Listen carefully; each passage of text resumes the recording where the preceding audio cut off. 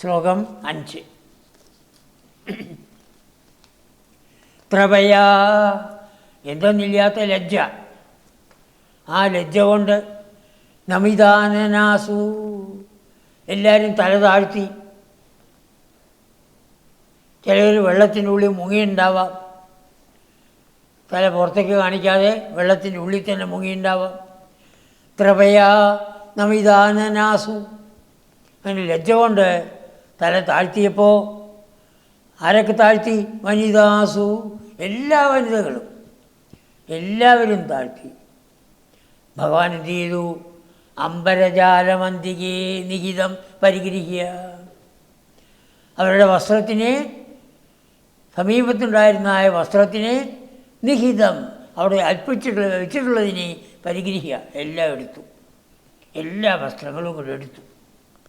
എന്നിട്ടോ ഭൂരുഹോ വിടവം, ആ ഭൂമിയെ തുളച്ചു വരുന്നതായ ആ ഒരു മരം അടുത്ത് തന്നെ, തീരത്ത് തന്നെയുണ്ട്. ആ മരത്തിലേക്ക് കയറുകയാണ്. തരസാ അതിരൂഢവൻ, പെട്ടെന്ന് അതിൽ കയറുകയും ആ വസ്ത്രങ്ങളെല്ലാം അവിടെ ഇങ്ങനെ അലങ്കരിച്ച് വയ്ക്കുകയും ചെയ്യേണ്ടായി നടത്തും. അപ്പോൾ എന്തെന്നില്ലാത്ത ലജ്ജയോടുകൂടി ഗോപികളെല്ലാവരും അവരുടെ മുഖത്തിനെ എപ്പോൾ താഴ്ത്തിയോ അപ്പോൾ ഭഗവാൻ അവർ കാണുന്നില്ല.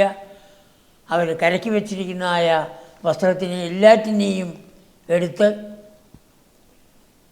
ആ തീരത്ത് തന്നെ നിൽക്കുന്നതായ ഒരു വൃക്ഷത്തിൻ്റെ കൊമ്പിലേക്ക്, ഭൂരുഹത്തിൻ്റെ വിടവം, വൃക്ഷത്തിൻ്റെ കൊമ്പിലേക്ക് ഭഗവാൻ കയറി. അവിടെ വസ്ത്രങ്ങളെല്ലാം അവർ കാണത്തക്ക വിധത്തിൽ വയ്ക്കുകയും ചെയ്യേണ്ടായി. ശ്ലോകം 6. അതിൽ ചിലവർ കുറച്ച് കഴിഞ്ഞപ്പോൾ തല പൊക്കി നോക്കി, അവരുടെ വസ്ത്രങ്ങളെല്ലാം ആ വൃക്ഷത്തിൽ തൂങ്ങിക്കിടക്കുന്നു. ഇനി എന്താ ചെയ്യുക?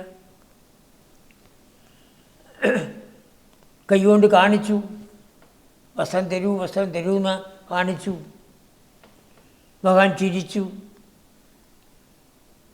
അവരോട് പറയുകയാണ്, ഇഹതാവതുപേത്യ നീയതാം, ഇവിടെ വരൂ, ഇവിടെ വന്നിട്ട് സമീപത്ത് വന്നിട്ട് കൊണ്ടുപോയിക്കോളൂ. നീയതാം വസനം, ഓരോരുത്തരുടെ വസ്ത്രം എനിക്കറിയോ നിങ്ങളുടെ ഏതാണെന്ന്. യഥായഥം, ഓരോരുത്തരും നിങ്ങളുടെ വസ്ത്രം കാണിക്കും. അതിനാണ് ഞാൻ വിരിച്ചു വെച്ചിരിക്കുന്നത് എല്ലാം. ഓരോരുത്തരും അവരവരുടെ വസ്ത്രത്തിനെ പറഞ്ഞാൽ അത് നിങ്ങൾക്ക് തരുന്നതാണ്. നീയതാം, നിങ്ങൾ കൊണ്ടുപോയിക്കോളൂ എന്ന് ആ ഗോപിമാരോട്, സുദർശ സുലോചനമാരോട്, ഭക്തകളോട്, ഇതി നർമ്മമൃത് സ്മൃതേ ത്വയി ഹേ ഗുരുവായൂരപ്പ, അങ്ങ് പുഞ്ചിരിച്ചുകൊണ്ട് നർമ്മരസത്തിൽ അവരോട് പറഞ്ഞതായ സമയത്ത് ബ്രുവതി ത്വയി ബ്രുവതി അങ്ങ് പറഞ്ഞപ്പോൾ വ്യാമുമുഖേ വധൂജനൈ, ആ ഗോപികളെല്ലാവരും മോഹിച്ചു. ഇനി എന്താ ചെയ്യുക? കരയിൽ മറ്റേ കുട്ടികൾ നോക്കിക്കൊണ്ട് നിൽക്കുകയാണ്. അതിലാണ് അവർക്കേറെ ലജ്ജ. കൃഷ്ണൻ മാത്രമാണെങ്കിൽ അത്ര ലജ്ജ ഉണ്ടാവുകയില്ലായിരുന്നു. കുട്ടികളെല്ലാം നോക്കിക്കൊണ്ടിരിക്കണു. വധൂജനൈഹി വ്യാമുമുഖേ, അവരെല്ലാവരും മോഹിച്ചു. അപ്പോൾ എപ്പോഴാണോ അവരാംഗ്യം കാണിച്ചു, ഞങ്ങളുടെ വസ്ത്രം തരൂ എന്ന് കാണിച്ചതായ സമയത്ത് ഭഗവാൻ, നിങ്ങൾ ഓരോരുത്തരും വന്ന് നിങ്ങളുടെ വസ്ത്രത്തിനെ കാണിച്ച് അത് മേടിച്ചു കൊണ്ടുപോയിക്കോളൂ എന്ന് ചിരിച്ചുകൊണ്ട് നർമ്മരസത്തോടുകൂടി അവരോട് പറഞ്ഞതായ സമയത്ത് എന്താണ് ചെയ്യേണ്ടത് എന്നറിയാതെ അവരെല്ലാവരും വിഷമിച്ചു, മോഹിച്ചു, ബോധം കെട്ട് വീഴുന്ന അവസ്ഥയിലെത്തി ചെയ്യുന്നർത്ഥം. അതാണ് വ്യാമുമുഖേ. ശ്ലോകം 7.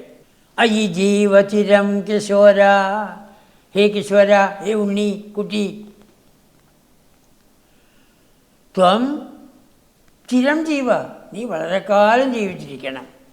നഹ തവ ദാസീഹി, ഞങ്ങളെല്ലാവരും നിൻ്റെ ദാസിമാരല്ലേ. അവശീകരോഷിക്കും, ഞങ്ങളെന്തിനാ അവസരാക്കുന്നത് ഈ വിധത്തിൽ? ഞങ്ങളുടെ വസ്ത്രം തരാതെ ഞങ്ങളെ ഈ വിധത്തിൽ ഇട്ട് ബുദ്ധിമുട്ടിക്കാൻ പാടില്ല എന്ന് പറഞ്ഞു. ഭഗവാൻ ഉറച്ചു തന്നെ നിന്നു. വീണ്ടും താവത് ഉപേത്യ നീയതാം, ഇവിടെ വന്നാൽ മേടിച്ചോളൂ, അത്രേ വഴി. അപ്പോൾ ഭാഗവതം പറയുന്നു, ഒരുത്തി ഒന്ന് ഭയപ്പെടുത്താൻ ശ്രമിച്ചു എന്ന് പറയുന്നത്. തന്നില്ലെങ്കിലേ രാജാവിനോട് പോയി പറയും ഞങ്ങൾ, എന്നാൽ പറഞ്ഞിട്ട് വരും. പറയണമെങ്കിൽ നിങ്ങൾക്ക് കയറിയിട്ട് വേണ്ടേ പോവാൻ, പറഞ്ഞിട്ട് വരും. അപ്പോൾ മിക്കവരും താണു.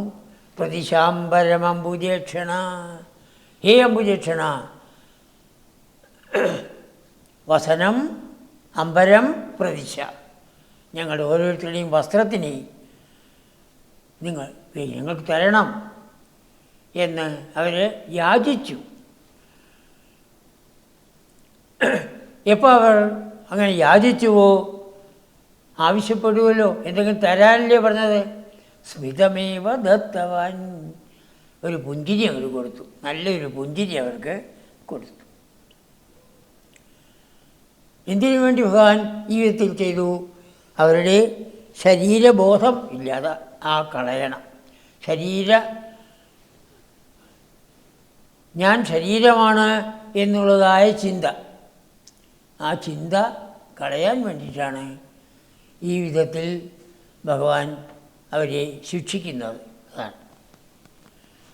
അപ്പോൾ എപ്പോഴാണോ ദാസികളായ ഞങ്ങളെ ഈ വിധത്തിൽ ദുഃഖിപ്പിക്കരുത്, ഞങ്ങളുടെ വസ്ത്രം തരൂ ഉണ്ണി എന്ന് പറഞ്ഞപ്പോൾ ഭഗവാൻ പുഞ്ചിരി മാത്രം കൊടുത്തു. അവർ വീണ്ടും വ്യാമോഹി. ഭഗവാൻ പറഞ്ഞ പോലെ ഇനിയിപ്പോൾ ചെയ്യാൻ നിവൃത്തിയില്ല എന്നൊരവസ്ഥ വന്നു കഴിഞ്ഞു.